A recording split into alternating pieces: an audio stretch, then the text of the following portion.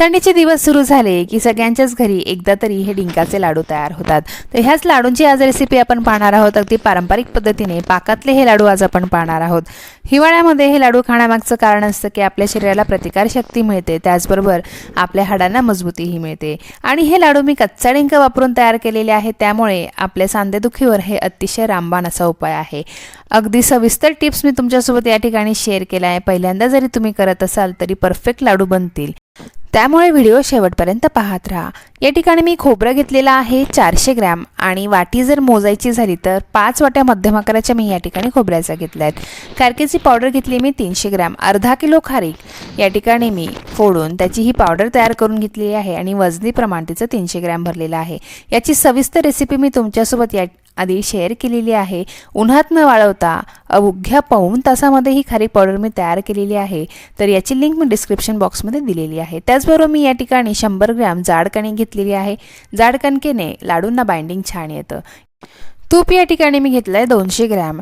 डिंक घेतला या ठिकाणी मी 200 ग्रॅम। डिंक आपल्याला या ठिकाणी कच्चा वापरायचा आहे आणि थोडासा डिंक आपण या ठिकाणी तळून घेणार आहोत। डिंक घेताना चांगल्या क्वालिटीचा डिंक घ्या, नाही तर तो तळताना व्यवस्थित तळला जाणार नाही। आणि या ठिकाणी गूळ घेतला मी 500 ग्रॅम। या ठिकाणी मी ऑर्गॅनिक गूळ वापरलेला आहे आणि थोडासा याचा कलर काळपट आहे। आता या ठिकाणी मी काजू घेतलेत 50 ग्रॅम, बदाम घेतलेत 50 ग्रॅम, काळी मनुक बारीक कापून घेतली ती पण 50 ग्रॅम या ठिकाणी मी घेतलेली आहे। हे बघा, असे छोटे छोटे तुकडे मी याचे करून घेतलेले आहेत। 50 ग्रॅम या ठिकाणी मी अक्रोड घेतलेले आहेत। 2 चमचे या ठिकाणी मी जायफळ वेलचीची पावडर घेतलेली आहे। त्याचबरोबर 2 चमचे या ठिकाणी मी खसखस घेतलेली आहे। खसखस ही थोडी उष्ण असते, त्यामुळे थंडीमध्ये ही खाल्ल्याने शरीराला याचा फायदा होतो। याच ठिकाणी मी मखाणा घेतलेला आहे 100 ग्रॅम। छान असा मंद आचेवरती मी 5 मिनिटं याला भाजून घेतला आहे। बघा, असा चुरला की त्याचा भुगा होता इतपत आपण याला छान असं भाजून घ्यायचं आहे। आता हे सगळं साहित्य आपण व्यवस्थित ग्रॅममध्ये मोजून घेतलेलं आहे। आता हे वाटीने आपण मोजून घेऊ। तर मी गूळ किसून घेतलाय आणि ही जी घरातली रेग्युलर आमटीची वाटी असते त्याने हा गूळ मी मोजलाय। चांगला गच्च भरून हा 3 वाटी एवढा गूळ आहे। जर तुमच्याकडे ग्रॅममध्ये वजन नसेल तर तुम्ही वाटीचं प्रमाण वापरू शकतात। खोबरंही मी या ठिकाणी किसून घेतलेलं आहे आणि वाटीच्या प्रमाणात मोजायचं झालं तर 6 वाटी एवढं खोबरं भरलं आहे। या ठिकाणी मी काजू मोजून घेतले आहेत 50-50 ग्रॅम सगळं आहे आणि वाटीने मोजलं तर अर्धा वाटी काजू, अर्धा वाटी अक्रोड, अर्धा वाटी मनुका, अर्धा वाटी बदाम आणि 1.5 वाटी डिंक आणि 1 वाटी या ठिकाणी कणिक मी घेतलेली आहे। त्याचबरोबर आता खारीक आणि तूप आपण वाटीने मोजायचं झालं तर 2 वाटी या ठिकाणी मी तूप घेतलं आहे आणि 3 वाटी या ठिकाणी खारकेची पावडर आपण घेतलेली आहे। वाटी आणि ग्रॅम दोघंही मी तुमच्यासोबत शेअर केलेला आहे। आता या ठिकाणी मखाणा जर वाटीने मोजायचा झाला तर 6 वाटी एवढा हा मखाणा भरलेला आहे। आता हा मखाणा आपण व्यवस्थित मिक्सरमध्ये बारीक करून घ्यायचा आहे। हे बघा, अशी छान अशी बारीक याची पावडर करून घ्यायची आणि एका बाउलमध्ये आपण ही काढून घेणार आहोत। त्याचबरोबर आपण आता जे डिंक घेतला आहे तो 2 वाटींमध्ये मी डिवाइड केला आहे। थोडेसे जाड खडे मी बाजूला केलेत आणि बारीक खडे बाजूला केलेत। आता जाड खडे जे आहेत ते आपण व्यवस्थित बारीक करून घेणार आहोत आणि हे असे कच्चच पावडर आपण लाडूंमध्ये वापरणार आहोत। तर या ठिकाणी ही पावडर आपण एका बाउलमध्ये काढून घेतलेली आहे। आता अक्रोड, काजू, बदाम आणि खसखस हे मिक्सरमध्ये आपण व्यवस्थित रिव्हर्स मोडवर 2 ते 3 वेळेस फिरवून थोडीशी जाडसर याची पावडर तयार करून घेणार आहोत। हे बघा, या पद्धतीने अशी भुसभुशीत छान अशी रिव्हर्स मोडवर आपण ही पावडर तयार करून घेतली आहे। ही पण आपण ह्या बाउलमध्ये काढून घेणार आहोत। आता एका कढईमध्ये आपण जे खोबरं किसून घेतलेलं आहे ते खोबरं टाकून घ्यायचे आणि छान असं याला भाजून घेणार आहोत। तुम्ही 2 बॅचेसमध्ये सुद्धा हे खोबरं भाजून घेऊ शकतात। मी सगळंच खोबरं एका वेळेस कढई मोठी असल्यामुळे भाजून घेणार आहे। मंद आचेवर चांगले 10 ते 15 मिनिटं याला आपण खमंग भाजून घ्यायचं आहे।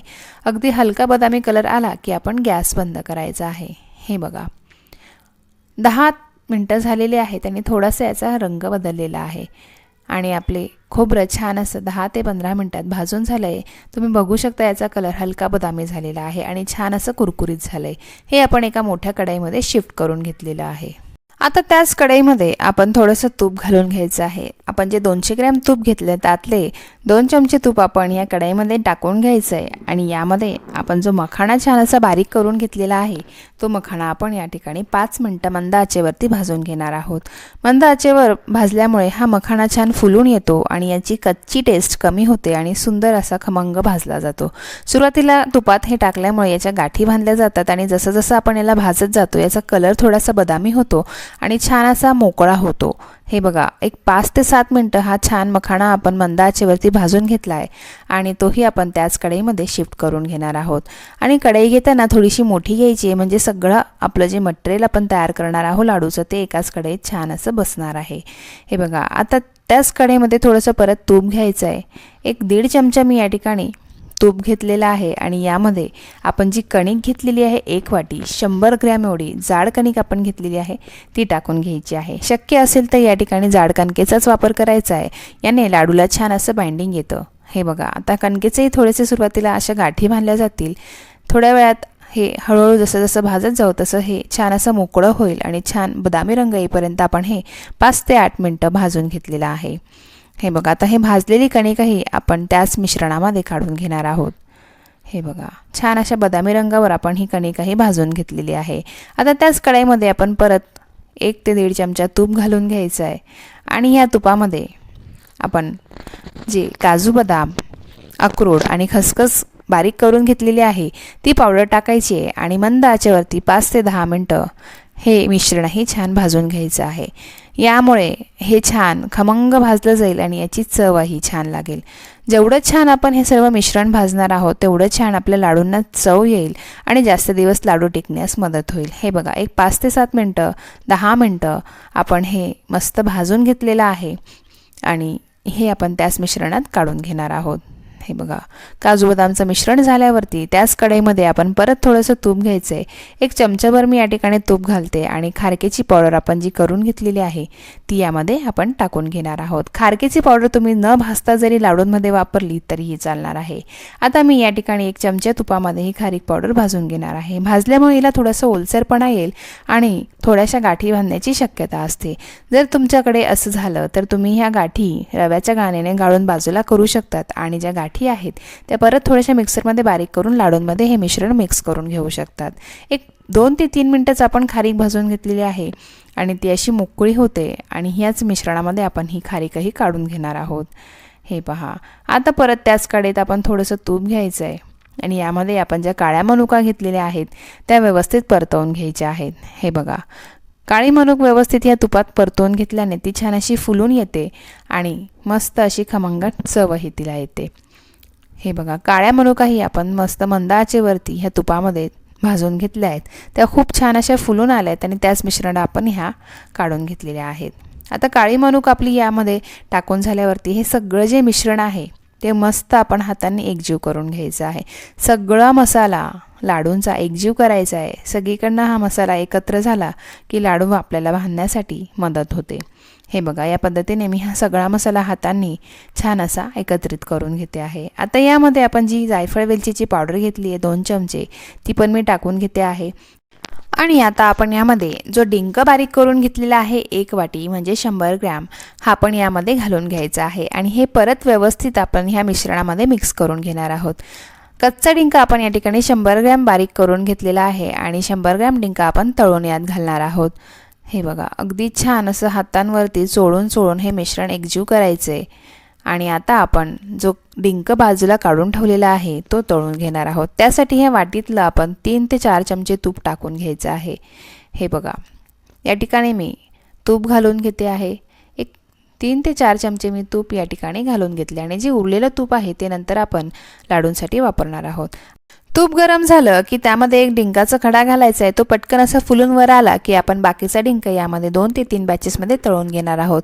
या थोड्याशा तुपामध्येच आपण थोडा थोडा करून हा डिंक तळून घ्यायचा आहे म्हणजे तूप जास्त लागत नाही आणि आपला हा सगळा डिंक थोडा करून आपण यामध्ये तळून घेतो।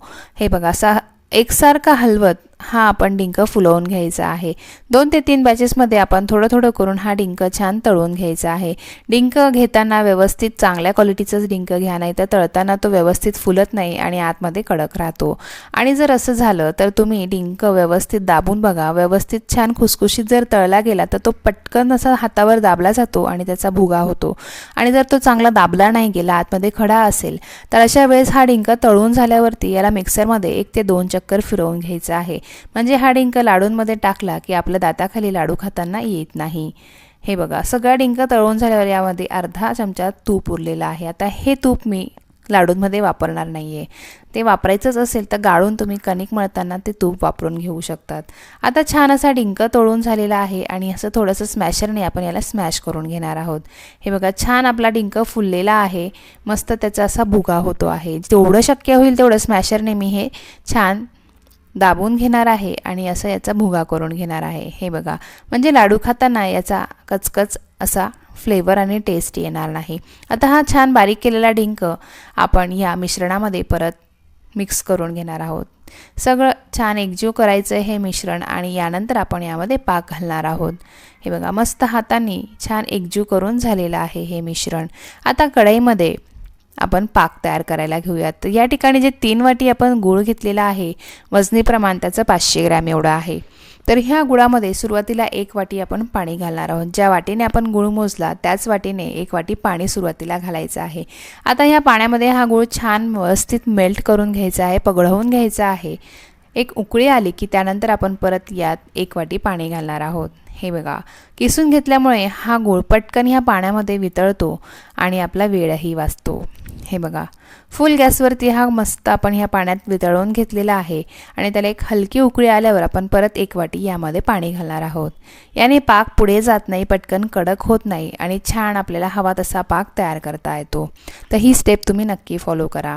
हे बघा, 2 वाटी पाणी आपण ह्या पाकात घालून घेतलंय, छान असं उकळी याला फुटलेली आहे आणि पाक तयार करण्यासाठी मला 2 ते 3 मिनिटाचाच वेळ लागलेला आहे।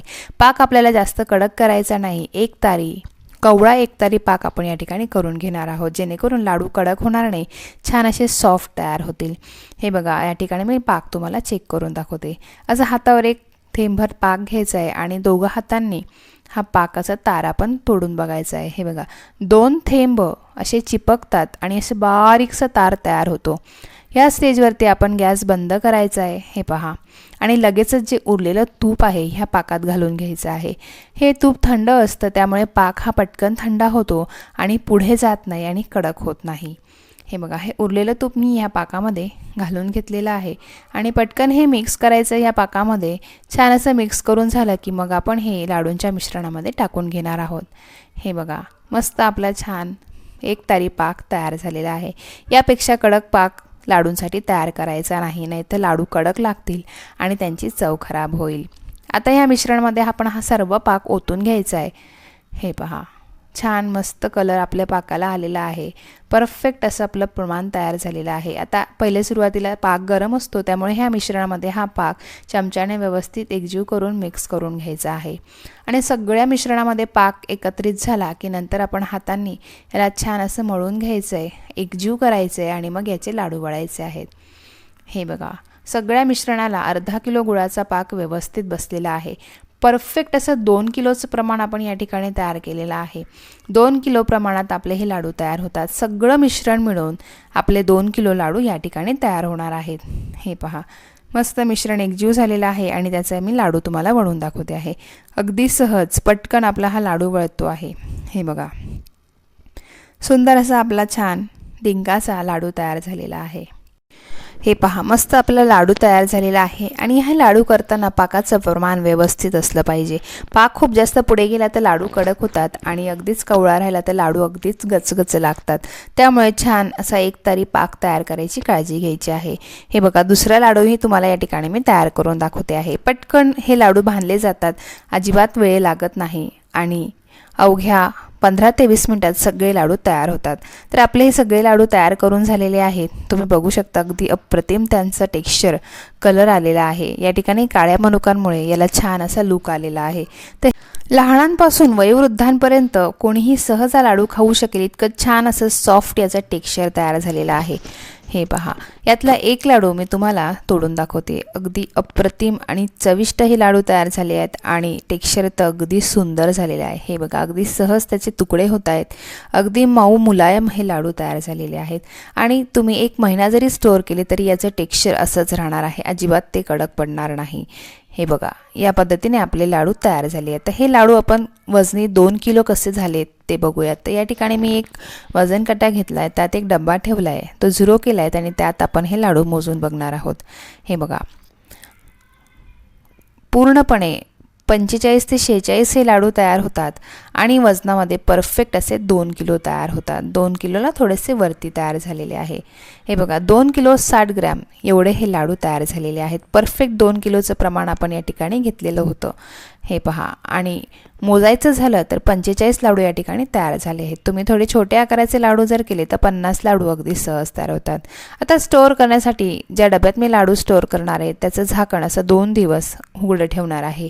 अशी बारीक अशी जागा ठेवायची जेणेकरून यात हवा खेळती राहील आणि हे थोडेसे कोरडे होतील. हे पहा, आणि त्यानंतर 2 ते 3 दिवस झाल्यानंतर आपण यावरती झाकण ठेवणार आहोत. हे बघा, जर झाकण नसेल ठेवायचं तर असा कॉटनचा कपडा घ्यायचा आहे आणि 2 ते 3 दिवस या कपड्याने हे लाडू झाकून ठेवायचे आहेत, जेणेकरून या कपड्यातनं या लाडूंमध्ये हवा खेळती राहील आणि 2 ते 3 दिवसात हे पूर्णपणे सुकतील आणि महिनाभर अगदी सहज टिकतील. लाडू झाल्यावर लगेचच असं झाकण लावून हे हवाबंद डब्यात ठेवायचे नाहीत आणि 7 ते 8 दिवस झाले की परत एखाद दिवस झाकण असं अर्धवट उघडं ठेवायचं आहे आणि मग 1 दिवस झाल्यावर परत झाकण लावायचं आहे. अशी जोवर लाडू संपतात तोवर प्रोसेस फॉलो केली तर महिना 1.5 महिना हे लाडू सहज टिकतात. तर ह्या लाडूंची रेसिपी तुम्हाला कशी वाटली, माझ्या टिप्स आणि ट्रिक तुम्हाला कशा वाटल्या मला नक्की कमेंट करून सांगा. माझा व्हिडिओ आवडला असेल तर व्हिडिओला लाईक करा, जास्तीत जास्त महिला मंडळात हा व्हिडिओ शेअर करा आणि माझ्या चॅनलला सबस्क्राईब करायला अजिबातच विसरू नका. चला तर मग पुन्हा भेटूया अशाच एका नवीन रेसिपीसोबत, एका नवीन ट्रिक्ससोबत, एका नवीन टिप्ससोबत.